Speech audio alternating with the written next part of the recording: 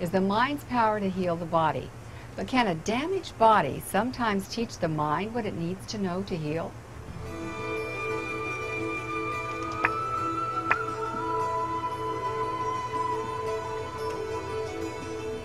"20 years ago, some of the most respected doctors in the United States said the scene you're watching is something that could never happen. Not today, not ever." They were talking about this 21-year-old woman who we'll just call Elizabeth, today walking into an office with her father.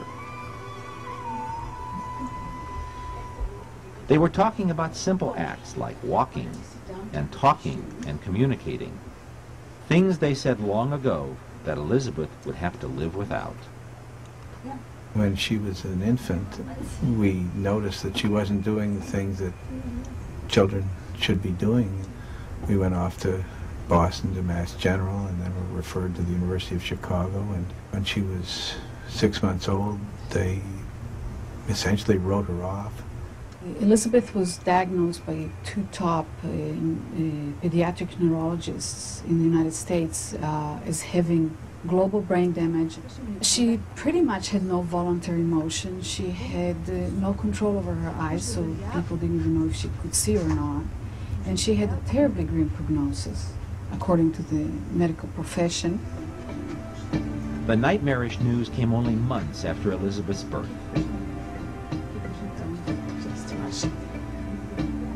The doctors were following the conventional wisdom of the time, but they failed to account for the determination of Elizabeth and her family, the dedication of this woman, Anat Baniel, and a man named Moshe Feldenkrais. I met Dr. Feldenkrais as a very young child through my father. My father is a scientist, and when he met Dr. Feldenkrais, he believed and still believes that he's an incredible genius. Anat became a student and eventually a colleague of the man who invented the Feldenkrais method. Feldenkrais actually assumed that the mind and body are one. He established a way to access the brain to help it gain new skills, new patterns of movement, patterns of thought. Dr. Moshe Feldenkrais trained as a nuclear physicist until a soccer injury threatened to render him a paraplegic if he risked surgery. He embarked on his own healing quest by learning anatomy and physiology and combining that with his knowledge of physics, mechanics, and the martial arts.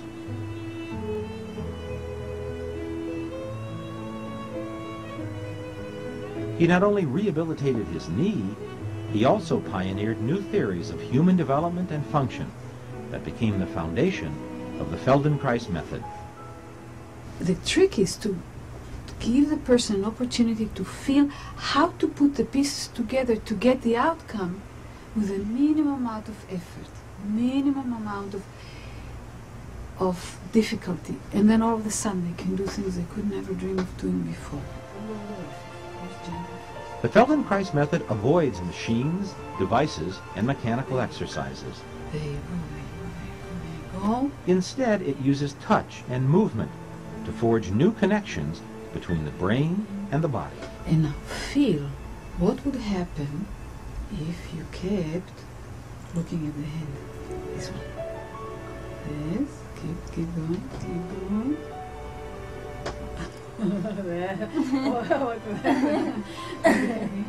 An essential part of the method is the belief that the body can actually teach the brain. Look at the hand, the whole time. Look at the hand. Look. Anat Baniel is now an accomplished therapist, using her own adaptation of the Feldenkrais method. She has been in charge of Elizabeth's lessons since her student was only 13 months old.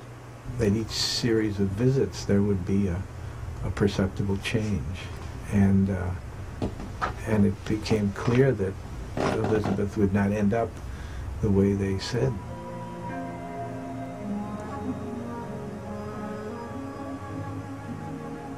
She began to walk with a walker, and by the time she was in 3rd grade or 4th grade, she was able to get around without that. It was later determined that Elizabeth had been born without a third of her cerebellum, the part of the brain that controls the central nervous system. This is all we could dream of.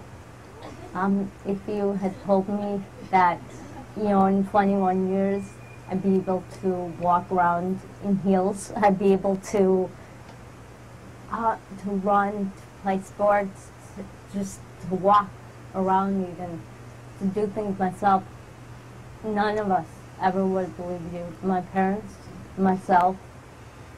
Today, more than 450 Feldenkrais practitioners are at work in 20 countries.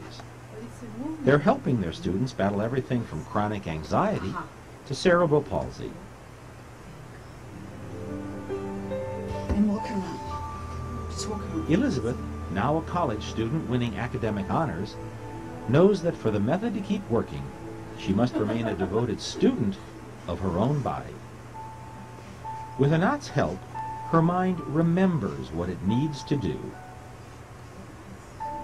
It's the reminder. It's also the fact that each time I'm here, I keep developing, and the progress keeps on happening. So it's not as if I'm perfect yet, or I'm ever going to be. But as long as I keep coming, I'm going to be able to do more and more. Aside from making me physically better, it makes me feel better about myself, because, I can finally say I'm like a normal, whatever normal is, I'm a normal, regular person.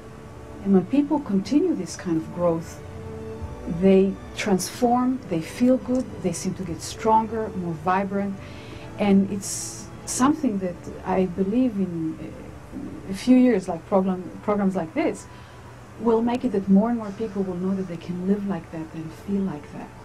She certainly far exceeded what we hoped could happen. Dr. Feldenkrais said she will dance at her wedding, and she's a little ahead of schedule.